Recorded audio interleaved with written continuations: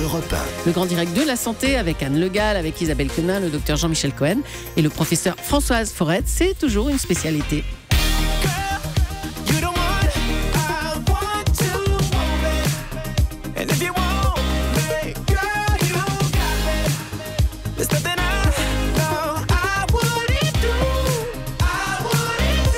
C'est un peu trop jeune ça pour vous, hein, non?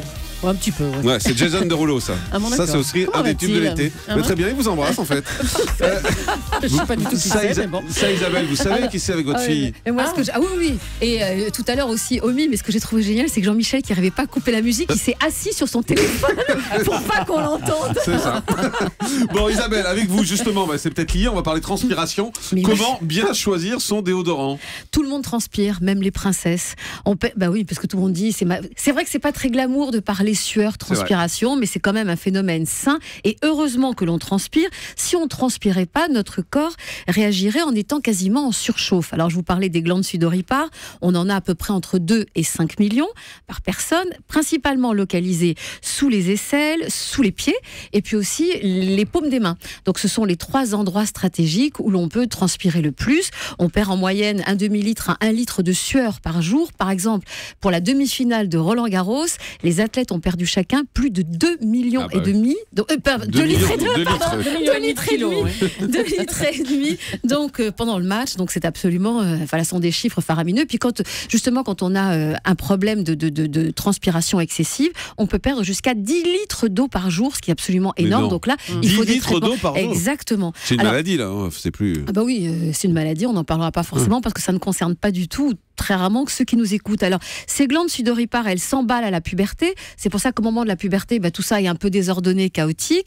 Souvent, les adolescents transpirent beaucoup. Et souvent, ils ont une hygiène qui est un petit peu défaillante. Et c'est là où on arrive au problème parce que la sueur, elle ne sent rien. Les mauvaises odeurs, en fait, proviennent des bactéries qui sont présentes à la surface de la peau et qui vont se nourrir de cette transpiration et qui vont la dégrader. Alors que faire? Notre premier allié, bien sûr, c'est une bonne douche par jour et puis un bon déodorant. Même 2, non? Une matin, une le soir. Effectivement. Excusez-moi, oui. Déjà. Non, mais normalement, on prend une douche le matin, une douche le soir. Est-ce que vous savez, et on en avait parlé, qu'il y avait un chiffre en France qui disait qu'il y avait quand même un Français sur 2 qui ne prenait pas une douche par jour. Donc déjà, si on prend une douche par jour, on est déjà au-delà des chiffres constatés. Moi, j'en prends 2. Alors, bravo Jean-Marc, mais c'est pour ça que vous sentez très bon. Ça, c'était le côté Fayot. Alors, déodorant ou antitranspirant, c'est quoi la différence? Déodorant, on va juste agir sur l'odeur.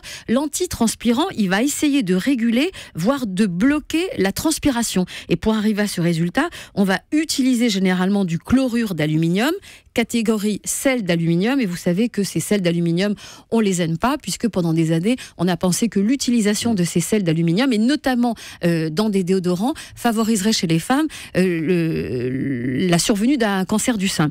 Donc on va opter pour un déo. Alors il y a quoi dans un bon déo? Il y a des agents antimicrobiens qui vont lutter, qui vont limiter la prolifération des bactéries, sans toutefois les détruire, parce qu'il faut pas du tout non plus perturber l'équilibre de la flore naturelle qu'on a sur la peau. C'est bien d'avoir un peu de bactéries, il faut pas en avoir trop. Il va y avoir aussi des neutraliseurs d'odeur qui vont fonctionner comme des pièges à mauvaise odeur. Et là, généralement, on utilise du sel de zinc.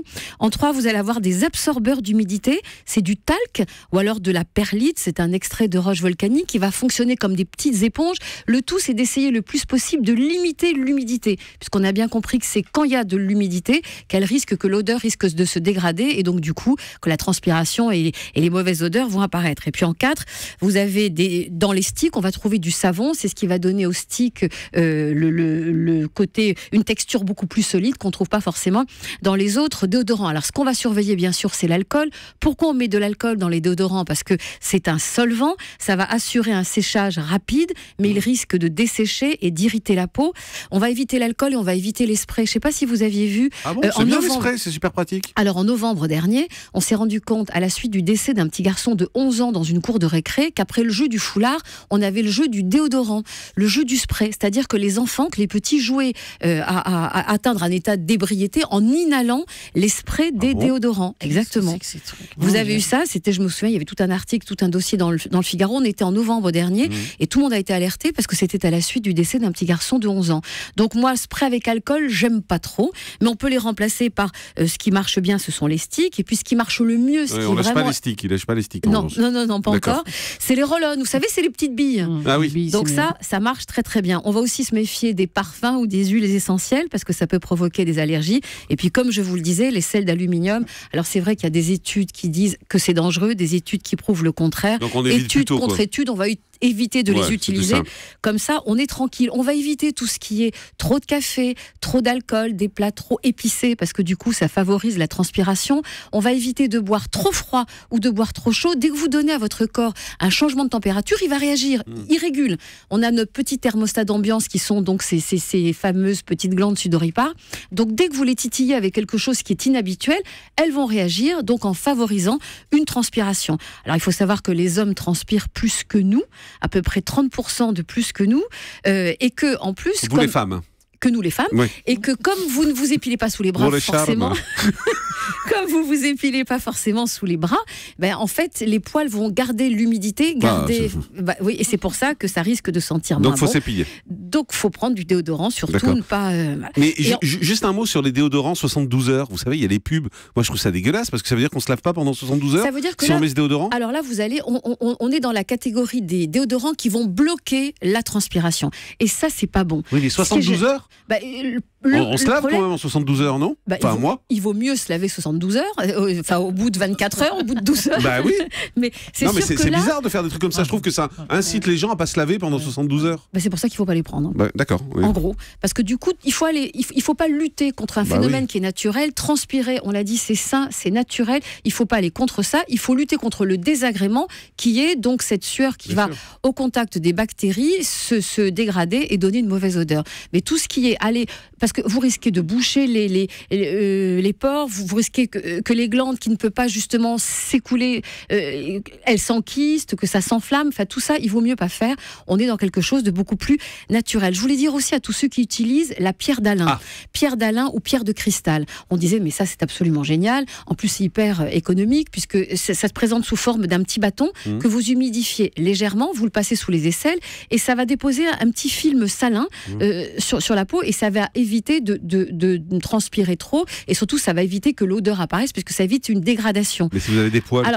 c'est dégueulasse, ça va vous coller tout. Mais non, mais ça colle pas. C'est comme quand vous passez. Non, mais vous dites ça m'infilme. Ah non, ça laisse un petit film sur la peau, pas sur le poil. Quand vous le passez, oui, mais il y a les poils avant la peau, excusez-moi. Vous n'avez pas une forêt, vous n'avez pas une touffe de poils. Non, j'ai pas une grosse touffe, mais malgré tout. Donc tout ça pour vous dire que la pierre d'Alain, dont on disait il faut l'utiliser parce que c'est 100% naturel, c'est faux. Il n'y a plus assez de pierre d'Alain, il n'y a plus assez d'Alain, donc vous allez la pierre d'Alain qu'on vous vend. Et la pierre de Gérard, non, ça n'existe pas. Il n'y a que Alain. Il n'y a qu'à raser aussi, c'est différent. En fait, ça veut dire tout simplement que ce que vous achetez en magasin, en pharmacie, qui vous est vendu comme pierre d'Alain 100% naturel, c'est faux. Ce sont des pierres d'Alain de synthèse. Voilà. Très donc bien. Ça, c'est une escroquerie. Ok, c'est dit. On va prendre Anne qui nous appelle au Standard d'Europe 1. Bonjour Anne. Anne, est-ce qu'elle est là? Non, on l'a perdue. Alors Anne voulait nous parler de son mari. Vous êtes là, Anne, ou pas? Non. Oui, non, très bien. Bon, Anne voulait nous parler de son mari qui transpire beaucoup. Elle a entendu parler d'une nouvelle méthode avec du Botox pour arrêter de transpirer, dit-elle. Ça marche. Ça marche. C'est quoi exactement? Alors en fait, on vous fait des injections sous les aisselles. On vous fait, c'est sous anesthésie locale, ça dure à peu près 15 minutes. On vous fait des petites injections de Botox sous les aisselles. C'est vrai que vous n'avez pas du tout une grosse touffe sous les aisselles. Jean-Marc, merci de nous le montrer d'ailleurs.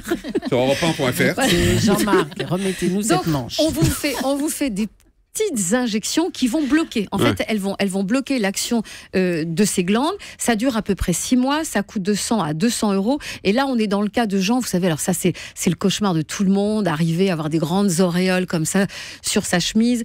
Donc, ça fonctionne. Le risque de ce Botox, donc avant, et je crois que c'était le docteur Marcel Ichou qui nous en avait parlé, on avait soit de la chirurgie carrément, soit de la ionophorèse, où en fait, c'est un traitement, il y a de l'électricité qui passe et qui réduit donc le phénomène de transpiration. Donc le Botox pour les aisselles, ça marche. Le problème, c'est qu'on peut avoir une transpiration compensatoire et qu'on peut du coup transpirer plus ou du dos ou de l'arrière des cuisses. Il faut choisir.